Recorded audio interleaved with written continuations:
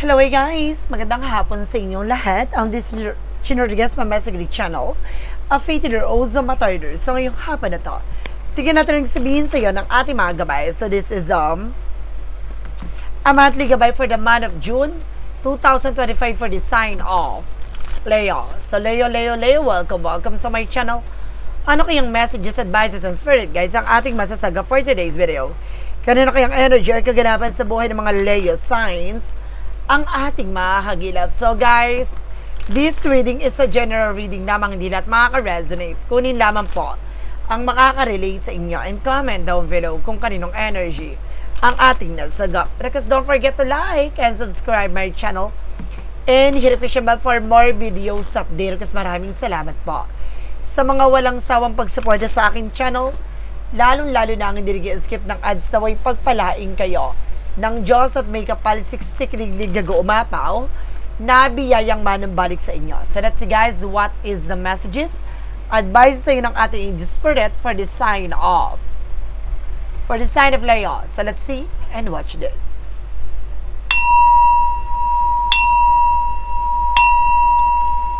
Ano kaya kaganapan sa buhay ng mga Leo signs ang ating makakagilap? Tuklasin at bubulabugin natin. Angel spirit, let's get information po.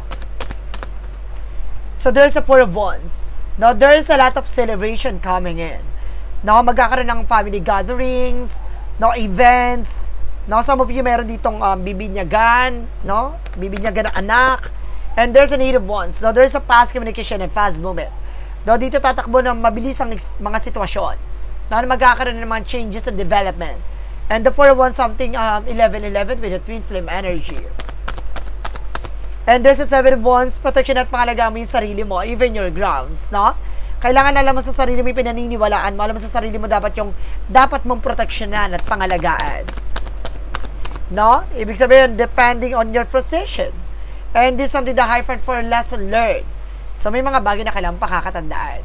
No? Ano man yung mga bagay na nararanasan mo, ay maaaring bahagi ito na para masagot na lahat ng katanungan mo. And there's a Two of Pentacles. Timbangin mo yung mga bagay na alam mo makakatulong for you. There's a choices, a multiple options. Now, there's a lot of decision that you need to make. So, marami kang bagay na kailangan pagdesisyonan. Now, there is a Ten of Swords with a sabotage. Now, talaga may sumasabotahe sa iyo. Now, there's something a painful ending. O maaaring mawakasan na, o matapos na yung mga taong sumasabotahe sa iyo. No? And this is something, the Six of Swords with the transition. Unti-unti ka na rin daw makakaalis sa hindi maganda sitwasyon. No, makakabangon, makakaraos ka na din. Additional messages. And there's the Full card for leap of faith. No? Magtiwala at maniwala ka sa ating poong may kapal. There's something a new beginning coming in. No, magkakaroon dito ng past transaction and past communication. And there's the Moon card. Wow! The Moon card represents something a truth reveal and dream coming true. Pangalagaan mo at protection mo yung sarili mo dahil maraming mga hidden agenda dyan. Na maraming mga bagay na nakatago sa likod dito. There's a Star card. Nung ganda naka-line up talaga siya, oh. Ibig sabihin nito, guys, na unti-unti nang hihilom, no? Unti-unti ka na makaka-recover sa lahat ng mga pinagdaanan mo with the high five. Diba? Bibigyang katuparan ang iyong mga kahilingan. Oh my God! Bigla ko na-sense yun. And this is something the lovers, especially pagdating sa love life. Ang ganda ng, nabibigyang ito yung buwan ng katuparan sa iyong kahilingan. Oh. Pero because this is something guys with a Knight of Pentacles with a security. Na magkakaroon ka ng seguridad at proteksyonan mo at pangalagaan mo at magkaroon ka ng practicality pagdating sa lahat ng bagay. No? Additional messages. And there's a Three of Pentacles for collaboration. Meron talaga dito guys na events, no? Conversations, family gatherings, no? Birthdays, a wedding. And this is something the Four of Cups, not just reevaluate or analyze. No? Kailangan mo munang pag-isipan lahat ng mga eksena o desisyon. No? Bago ka mag-take ng actions. And this is something, the Eight of Cups, something moving forward. Makaka-move on ka na rin. No? Makakawala ka na rin dyan. No? Makakalaya ka na rin dyan sa situation na yan. And there's an effort, just being mature enough and being grounded. Na magkaroon ka ng respect and discipline. Now, there's something a father figure dito na maaaring mataas ang standard o mataas yung range na or either kumbaga, oh my God, it's the power of God. Okay, thank you. Kaya para sinasabi dito, ito yung kumbaga katuparan sa kahilingan with the power of God. Oh my goodness. No, kumbaga God by your side. No? Talaga nasa paligid at of course pinaprotection at pinapangalagaan ka ng ating gabay. And this is something the Five of Wands. So see, some of you guys, no, may mga kakakompetensya ka dito. Some of you baka hindi ka tanggap ng family ng person mo, o mayroong mga taong kumukompetensya or may kumakalaban sa eksena mo. No?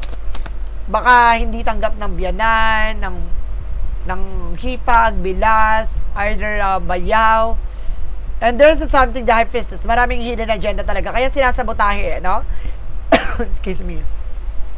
Kaya kasi sinasabotahe, meron talagang lihim na inggit. For the outcome, represent with the judgment. Paalala sa iyo na you need to pay attention, no? Huwag ka nagtitiwala, lalo-lalo na yung mga taong nakakasalamuha mo, yung mga taong nakakausap mo. And there's a clear sword, clear the boundaries. No? Linisin mo yung mga nasa paligid mo. Meron talaga mga toxic at lason sa hanay mo. Mag-ingat ka.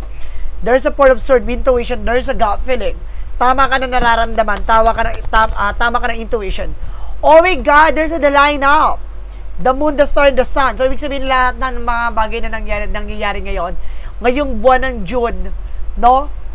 Lahat ng bagay na to ay naka-line up sa'yo. Ibig sabihin, no, kumbaga na sa prophecy, talagang itinakdang maganap. No? And there's a Knight of Swords. Bibilis din to takbo na sitwasyon.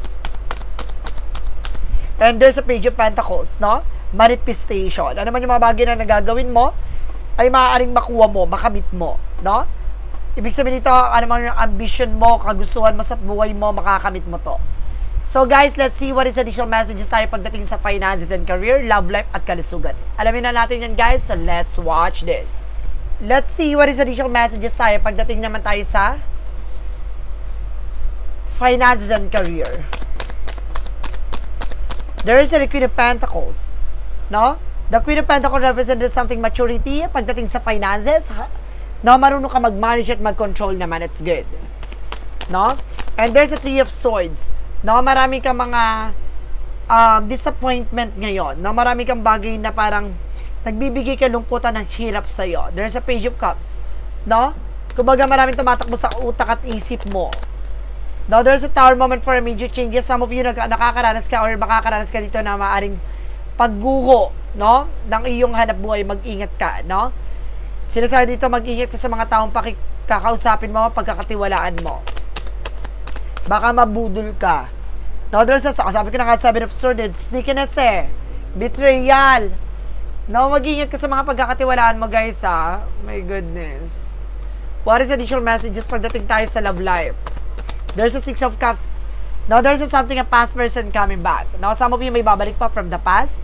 And there's a Nine of Cups with a wish fulfillment. Matutupad yung mga pangarap mo. Pagdating sa buhay, pag-ibig, no? No, gustong-gusto mo tong mangyari. There's a Two of Wands, no? Ngayon, kailangan mong pumili at magdesisyon. And there's an Ace of Wands. So, magkakaroon ka ng mga bagong ideas, no? Bagong plano. And there's a Page of Swords, being curiosity. Maging matalino ka na this time. No? Gamitin mo yung utak mo kaysa sa puso mo. And because this is something that's Five of Swords. Nagkakaroon ng self-sabotage dahil marupok ka. No? Kumbaga, mababa ang loob mo dito. Mabilis kang mapaniwala. Na pagdating naman tayo sa kalusugan, there's a Nine of Pentacles with a blossoming. Gaganda na ang iyong kalusugan, pakiramdam. And there's a Three of Wands. So, there's a waiting for a ship, no? Kung may hinihintay kang document papers, there's a possible na dumating na. Or maaaring may hinihintay kang pagkakataon, makukuha mo na, no? Magiging maganda na ang kalalabasan nito with the Magician. No, gaganda na ang iyong kalusugan at pakiramdam. No, at the same time, this is something the Five of Cups. May mga disappointment and of course, failure. Ibig sabihin, mayroon kang kinakain na nakakasama sa'yo. No? Medyo matigas ang ulo mo dito, hindi mo matigilan. Hindi mo mapigilan, hindi mo mahindian. Now, there's a Ten of Pentacles na magkakaroon ka ng matsagana at maayos na buhay. That sitwasyon na maraming offer, wag ka tumanggap ng mga pagkain na galing sa ibang tao. No? Makakasama sa iyo yan. So, let's see. What is additional messages tayo pagdating sa magical fairy messages and advices, and of course, sa pick a card, yes or no. So, you go, of course, before anything else, papaliwanag ko lang ang pick a card, yes or no. Ay, kumbaga pwede ka magtanong, no? Isa lang magiging sagot, 1, 2, or 3, no? Then, of course, comment down below kung ano number ang napili mo para malaman ko kung umabot ka ba sa reading na to. So, let's see, guys. What is additional messages with the magical fairy messages and advices? So, let's watch this. Okay, with the magical fairy messages, represent what? With the magical fairy messages, and there's a travel. Some of you magka-travel ka pa dito. No, there's a patient please, so kailangan mo habaan ng pasensya mo. No, huwag kang magmadali. There's a holiday. No, there's something gateway para masagot na lahat ng katanungan mo. The answer you need is here. So, maaaring itong holiday na to, maaaring daan to para matuklasan mo, malaman mo ano man yung mga bagay na dapat mong pakakatandaan. No? Kailangan mong habaan ng pasensya mo. Some of you magka-travel ka talaga. It's either unwind, no? Talagang maglilibang ka dito. And there's a unity. Some of you guys, no? Magkakaroon ng pagkakaisa dito. And there's a self-worth. No? Alam mo daw sa sarili mo yung halaga mo, ha? Don't please anyone. No? There's a celebration and gift. No? Maraming regalo sa iyo ang ating poong may kapal. There's something abundance. Kasaganahan talaga. No? What is additional messages with an angel spirit? And there's a magician for manifestation. Talagang with the power of God, no? Talagang ibibigay sa'yo lahat ng bagay na karapat dapat para sa'yo. And there's a loss, no? Kumbaga, isang yugto sa buhay mo na inaalis yung mga bagay na kahit na importante at gusto mo at mahal mo, ay kailangan ng lisanin at alisin. No? Dahil may mga bagay na nakakasama sa'yo at hindi makakabuti, no? Para sa pangmatagalan mo kapakanan. What is the romance angel for a Mystic Love Oracle deck? And there's a soulmate. Maaring soulmate kayo na first of all that there's something everlasting promises. And this something intuition with an inner knowing. No? Mas lalong lawak, tatalas ang iyong kaisipan.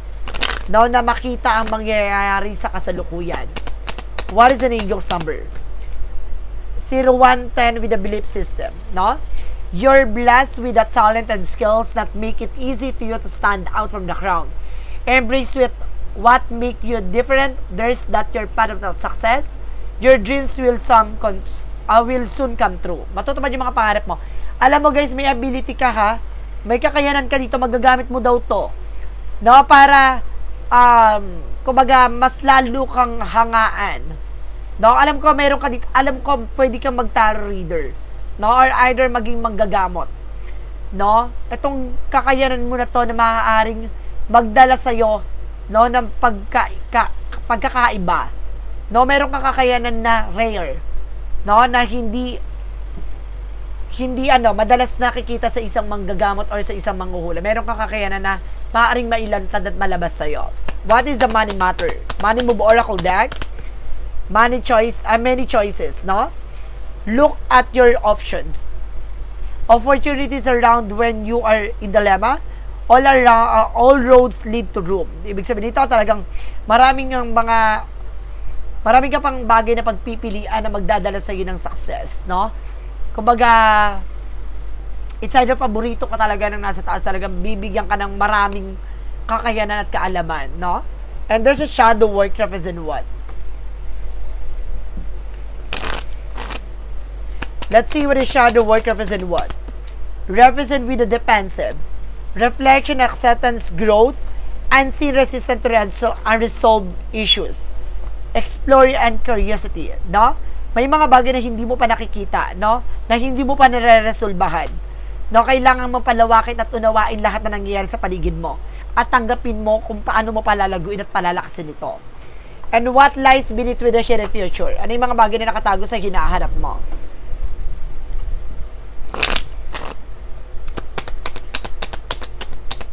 Represent with a cuff up, no? Finding evidence, getting cuff cheating, no? Meron talaga dito na nagsinungaling, niloko ka. Tinrider ka, no? Ibig sabihin na naghahanap ka na ng ebidensya na para mapatunayan talagang ginangster ka. And there's a path of the light, represent what? What is the path of the light, represent what? Soul purpose.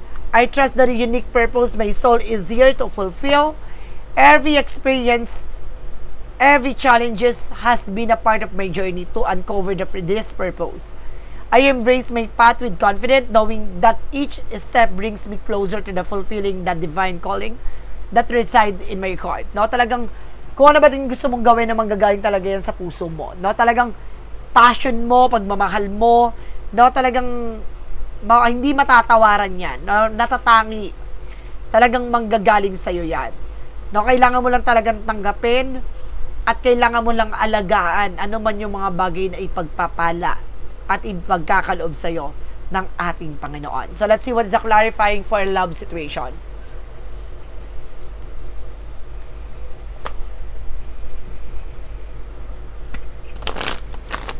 For clarifying for love situation, represent what? Oh my God, there is a reassembling ruin, no? So, sinasabi dito guys, from shattered pieces, gather strength to rebuild what was once broken. No? Kumbaga ngayon, maiaayos mo na, no? Yung mga bagay na nasira. No? Bibigyan mo ng kalakasan na maging matibay. No? Ano man yung mga bagay na naging sugat na nakaraan, ano man yung sugat na mapinagdaanan mo, kumbaga, dun mo hugutin yung lakas ng loob para lumaban. There's a clarifying for life situation. So, let's see.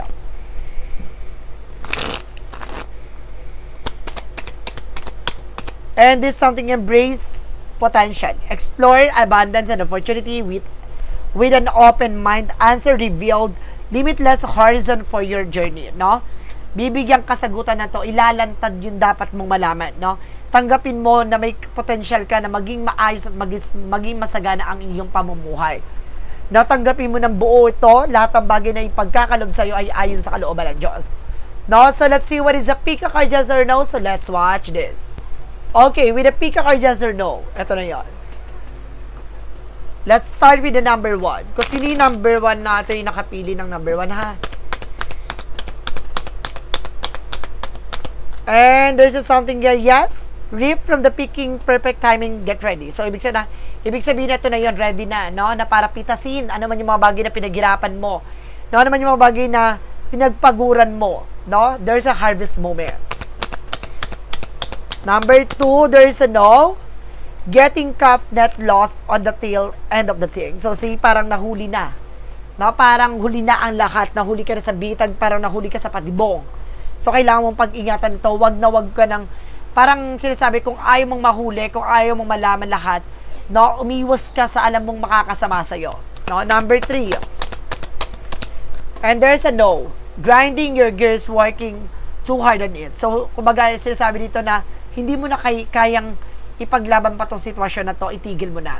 No? Hindi na mag-work pa at hindi na talaga uubra. No? Kaya kailangan mong tigilan at iwasan na. So, guys, this is a monthly gabay for the month of June 2025 for the sign of Leo. So, Leo, maraming salamat po for this wonderful reading. So, once again, this reading is a general reading lamang nila at makaka-resonate. Kunin lamang po ang makaka-relate sa inyo and comment down below kung kaninong energy ang ating nasagap. And of course, don't forget to like and subscribe my channel and hit the notification bell for more videos update. And of course, maraming salamat po sa mga walang sawang pagsuporta sa aking channel. Lalo-lalo na ang hindi nag-skip ng ads away, pagpalahain kayo ng Diyos at may kapal. Siksik riglig nag-umapaw. Nabiyayang manumbalik sa inyo at maraming salamat po in see the next video. Bye-bye and babush!